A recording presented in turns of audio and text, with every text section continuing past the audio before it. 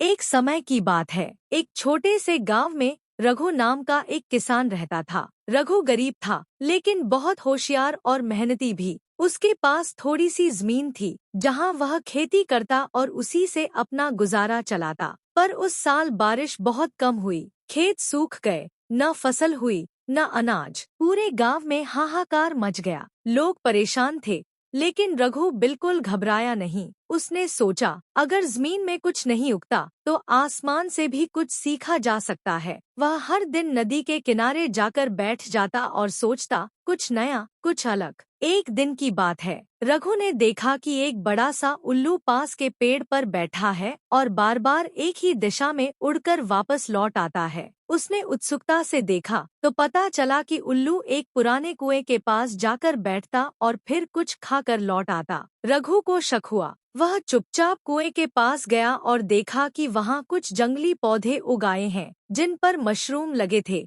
लेकिन ये आम मशरूम नहीं थे, ये थे सांप केंचुआ मशरूम, जो बहुत दुर्लभ और महंगे होते हैं। रघु समझ गया कि ये तो सोने से भी कीमती चीज है। अब होशियारी शुरू हुई। रघु ने उन मशरूमों को सावधानी से निकाला, सुखाया और फिर शहर जाकर हर्बल दवाओं की दुकान में बेचा। वहाँ के डॉक्टर ने रघु को अच्छी कीमत दी और कहा, अगर तुम्हारे पास और हो तो हमें जरूर देना। अब रघु ने एक योजना बनाई। उसने कुएं के पास एक छोटा सा बाग बना दिया, जहां वह छांव और नमी बनाए रखने लगा ताकि और मशरूम उगे। उसने किसी को भी ये राज नहीं बताया। धीरे धीरे उसकी आमदनी बढ़ने लगी, लेकिन गांव के कुछ लोगों को शक हुआ। उन्होंने पूछना शुरू किया, रघु, तू तो गरीब था, अब इतने पैसे कहाँ से आ रहे हैं? रघु मुस्कुराकर कहता, मैंने धरती से सीखना शुरू किया है। जो देखता हूँ उससे कुछ नया करता हूँ। लेकिन एक लोभी जमींदार को ये बात हजम नहीं हुई।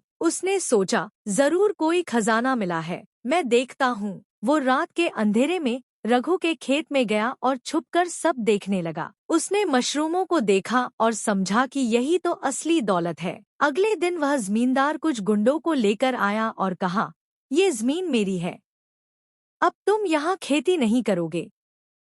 रघु मुस्कुराया, लेकिन डरने के बजाय वो गांव की पंचायत में गया। उसने सबूत पेश किया, जमीन की रजिस्ट्री, मशरूमों की बिक्री की पर्चियां और मेडिकल दुकानों के दस्तावेज। पंचायत ने फैसला दिया, रघु ईमानदार है, मेहनती है, उसकी जमीन कोई नहीं छीन सकता। अब गांव वाले भी बदल गए। रघु ने गांव के कुछ बेरोजगार युवाओं को बुलाया और उन्हें सिखाया कि कैसे वे जैविक खेती, मशरूम उत्पादन और पानी की बचत कर सकते हैं। देखते ही देखते गांव बदलने लगा। जहां कभी सूखा और भूख हुआ करती थी, वहां अब हरियाली और समृद्धि आने लगी। अंत में रघु ने एक छोटी सी कृषि पाठशाला खोली, जहां वह सभी को सिखाता, जिंदगी में असली ताकत ना धन में है, ना जमीन में। असली ताकत होती है समझदारी, होशियारी और मेहनत में।